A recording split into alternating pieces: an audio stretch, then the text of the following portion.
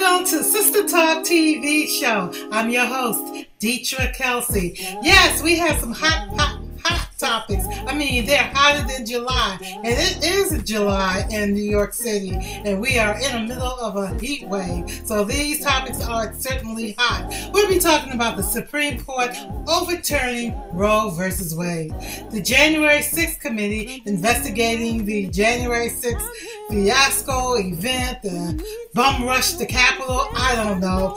We'll be talking about also the mass shootings in the USA. What's up with that? I mean, come on now. Brittany Griner, she's still locked up in Russia. Will she be getting out soon? Also, R. Kelly, my sisters. Yes, my sisters. You all think that sentencing was a little bit too much, over 20 years. I want to know why. Also, we'll be talking about Monique. She gets the Netflix comedy special. Oh, wow. It's been a roller coaster ride with her. We have breaking news. President Joe Biden has gotten COVID. Fully vaccinated. With me to discuss all of this is Star Davis. Star Davis, she's the actress, owner of You Can Media. Star, how you doing? Good. I'm happy to be here. Thank you for having me. Okay, next we have Rhonda Handsome, returning Sister Talk friend, actor, director, and comedian. Rhonda's in the house. Delighted to be here. Thank you for the invitation. You know, I can't wait to get your view on that Monique getting the Netflix contract.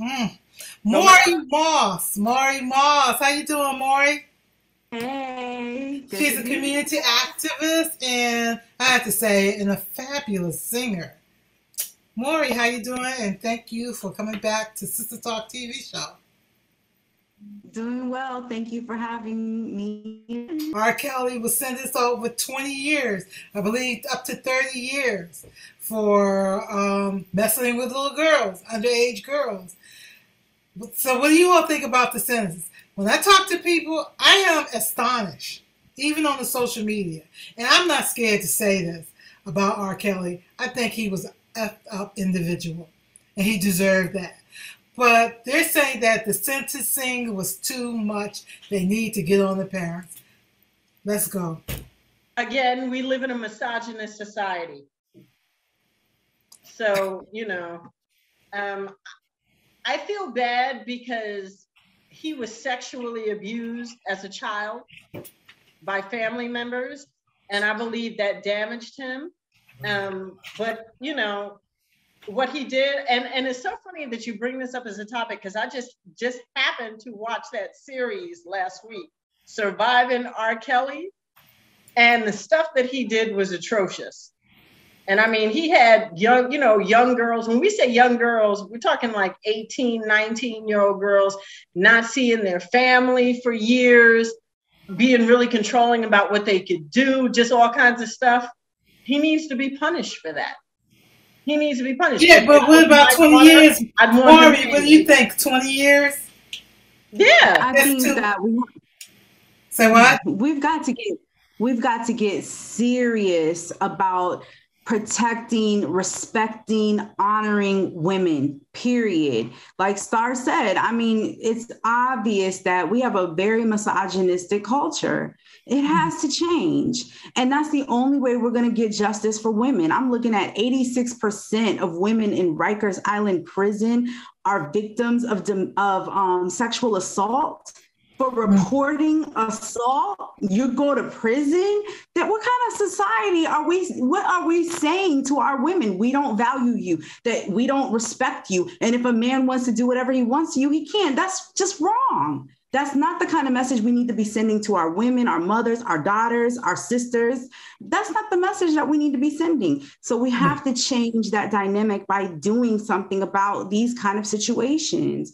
Yeah. And I'm sorry that he's an amazingly talented and gifted person. And it's a shame that, this is a part of his, narrative. Personality. Yeah, but again, like this has to be the message has got to be to our young men. Like we went to Hampton University, Yes, we right? did. At Hampton, they told us like if a man can't get out of his car to come over and talk to you, you keep on stepping. Like that's this is how they taught our Hampton men open doors for the women. You don't just let a woman just walk. So I mean, I'm telling you, when I graduated from Hampton, I was walking in the doors because like I was so used to Yeah, the guys open the doors for you. My sister, what can I do to help you? Study groups and so forth, and being treated with respect. We have got to get back to a kind of culture that is about respecting women, period. Yeah, we have to right. women, we have to respect women. Right. I want to, even Tupac had songs about it. So come on. Yeah. Respect our women. Okay, Monique. Monique got her Netflix special. She's been on a roller coaster, Rhonda. That was a roller coaster ride with her. Ever since on the Apollo, telling people to suck her, you know what, if she had one. I mean, but she got it, What do you think? I'll just leave that to you. What do you think, Rhonda? I am delighted for Monique. I am absolutely thrilled for her.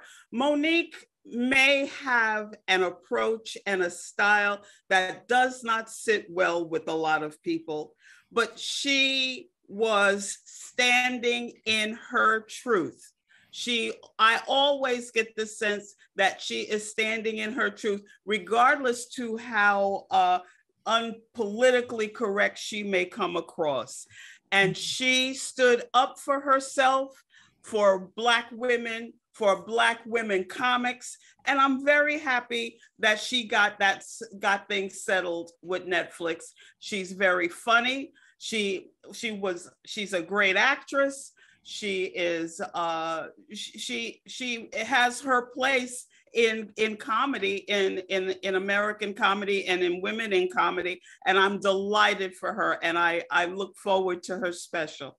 Yeah, the DL situation, I thought that was kind of harsh for me. But What? I was how she came after DL. What do you mean she came after DL? Well, she did. When they were at the same location in Detroit, something was That going was on with the contract.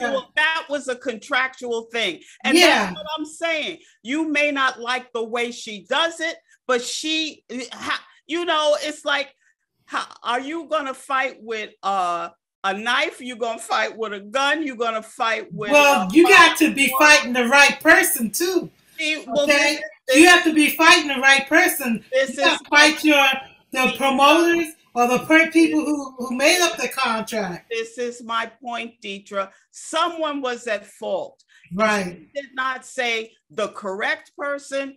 That may be a flaw, but the thing about it was there was an issue.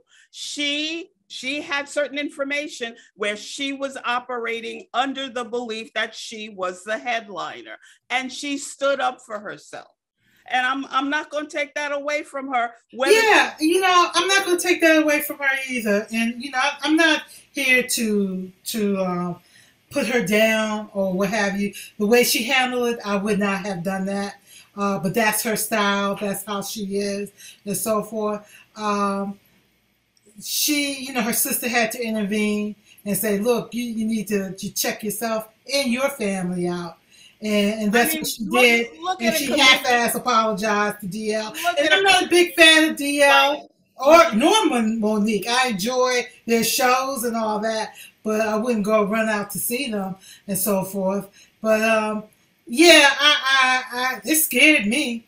It scared me as a producer and as a writer to present something to probably either one of them.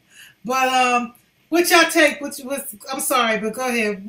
What's your take, real quickly, so we can? No, I was just gonna say, if you look at Lenny Bruce, they were saying that she shouldn't have put all of that stuff in her act. But you listen to Lenny Bruce, your laughs are few and far between because he is bringing up issues. He's talking about specific things that have contradictions and that are challenging to the system.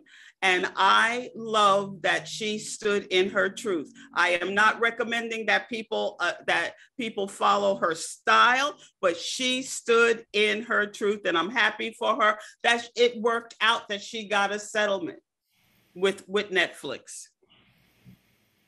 And I wanted to go on tour with you, Monique. So here I am, baby.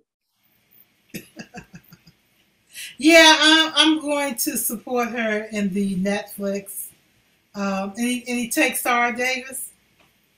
Close the show. No, I was listening to what Rhonda said. I'm sorry, my noisy background again. I agree with Rhonda. If Monique hadn't taken a stand for herself, they may have been taking advantage of more Black women comics. So, she at least put them on notice that this is not something you can do.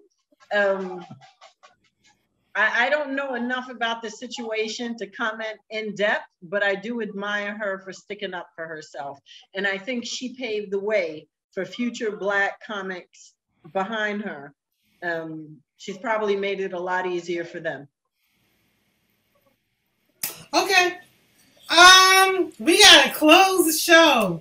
We have to close the show. I want to thank you all for coming on Sistah Talk TV show virtually. I do want to just make a comment of Jack Knight. He's a comedian, fellow comedian. I would think of Rhonda. They said that he was. They found him in his apartment, dead, and they say it was suicide. That's what they say. So I'm going to leave it like that, suicide. It's a shame that so much talent such as he was funny. I just saw him one time on streaming. I said, this guy is funny. And I don't think some of these young comics, they don't do nothing for me. But he was an intelligent, funny guy. And it's too bad that he had to end his life. I don't know what demons he was fighting. But, he did what he had to do in his short time of 28 years old, and he did it well. Hey, we got to close the show. Like I said again, thank you all for watching Sistah Talk TV show, and thank you all for coming to Sistah Talk TV show to talk about hot topics. I am Dietrich Kelsey, and as always, I am wishing you peace, love, and remember to stay in the light. Sistah Talk. Something on your mind anytime. I'm here to listen. Sistah Talk. When you need someone who understands, I know what you're missing. Sistah Talk. No matter what you're going through, don't worry, I ain't going nowhere. Sistah Talk. If you ever feel alone, say the word, I'll be right there. Sistah Talk. Sister, sister, sister, Sistah Talk. Sister, sister, sister, Sistah Talk. Sister, sister, sister, Sistah Talk. Sister, sister, sister, ooh, Sistah Talk.